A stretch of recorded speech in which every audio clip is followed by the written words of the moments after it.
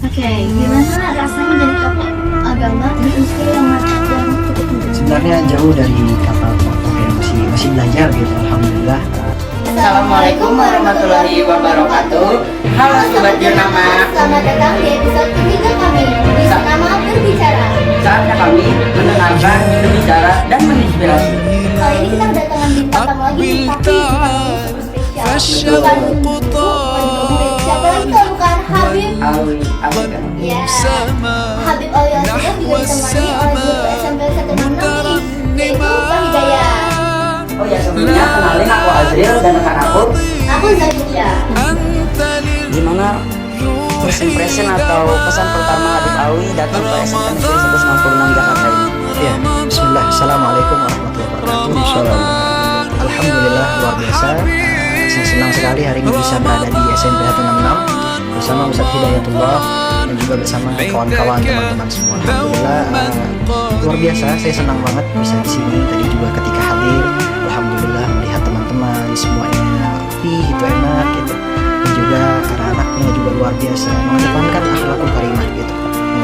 Mengedepankan akhlakul karimah dan juga alhamdulillah hari ini hadir bisa bertemu dengan teman-teman. Saya juga alhamdulillah saling sharing bareng gitu. Jadi saling sharing bareng alhamdulillah. Dan ketika lihat sekolahnya juga, oh bagus itu ya, bersih, enak tempatnya. Jadi alhamdulillah senang banget dan juga ini bisa memperkuat silaturahmi juga. Karena rumah juga sebenarnya dekat. Alhamdulillah bisa memperkuat silaturahmi. Oke, gimana rasanya menjadi tokoh agama di usia yang cukup muda? Ya baik, sebenarnya jauh dari kata tokoh yang masih belajar gitu, alhamdulillah. Sampai sekarang saya masih belajar dan memang ketika kecil saya punya cita-cita untuk menjadi ustaz. Dan memang menjadi ustaz itu bukan hal yang mudah gitu.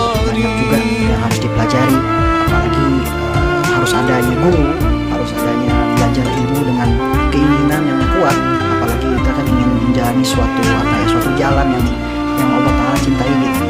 Masyarakat tariqan ngatuni sufyan iman sahalallahu lahu tariqan ila jalan, maka dapat jalan surganya Allah Subhanahu wa taala kalau kita menjadi penuntut ilmu gitu.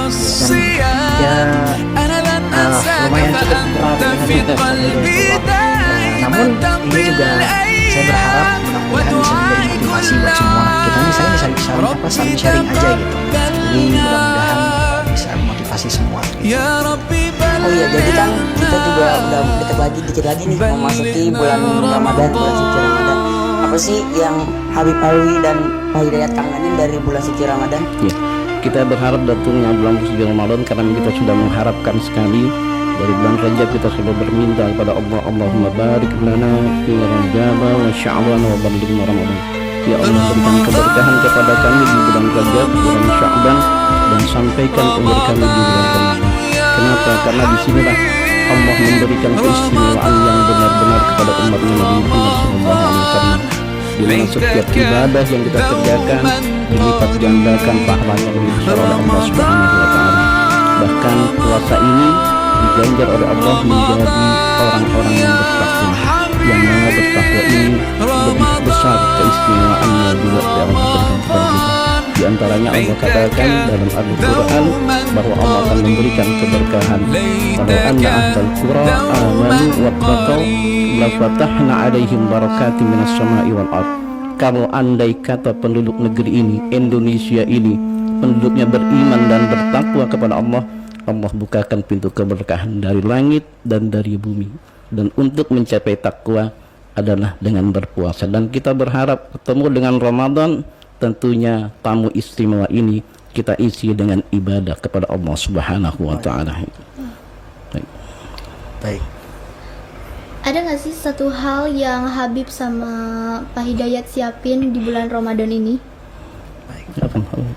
Yang disiapin ya mungkin kita lebih banyak di masjidnya untuk i'tikaf, lalu juga membaca Al-Quran. Sebagaimana kita punya guru-guru, punya orang tua, biasanya mereka punya kebiasaan itu ada yang namanya hataman Al-Quran. Jadi mereka menghatamkan Al-Quran di bulan suci Ramadan. Bahkan ada beberapa juga kalau boleh bicara kakek saya sendiri, Al-Maghfurul Habib Abdurrahman itu beliau itu ketika sebelum Ramadan beliau luar biasa senang sama Al-Quran, baca tiap ba'da zuhur, ba'da asar, ba'da maghrib, ba'da isya, ba'da subuh. Namun ketika datangnya bulan suci Ramadan lebih diperkuat lagi tuh hafalan bacaannya. Sehingga luar biasa beliau hatam luar biasa gitu, cepat rasanya. Jadi mungkin kita lebih memperbanyak membaca Al-Quran, persiapannya nanti kita siap-siap untuk duduk di masjid, banyakin waktu untuk beribadah kepada Allah Subhanahu wa taala.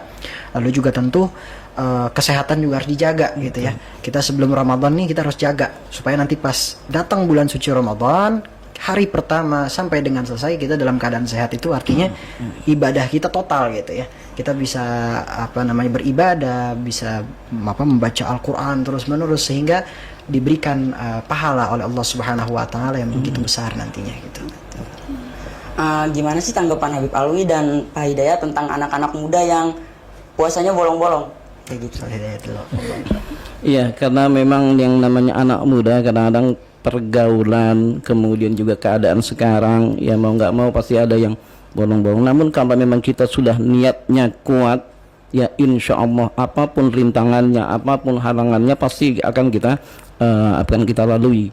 Nah, oleh karena itu kepada anak-anak muda, anak-anak 166 khususnya yang insya Allah akan melaksanakan ibadah Ramadan, kita selalu minta pada Allah dilindungi oleh Allah agar yang namanya godaan-godaan di bulan puasa itu dihindarkan.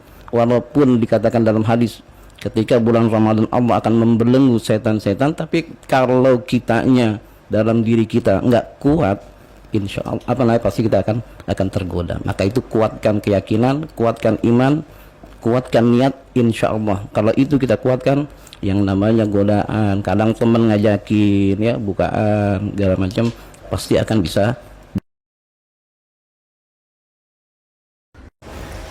Terima kasih Habib Alwi dan Pak Hidayat atas waktu yang disempatkan. Dan tentunya buat sobat Jurnama yang sudah setia mendengarkan podcast kami, terima kasih banyak ya. Sampai jumpa di Senama Berbicara selanjutnya. Dadah.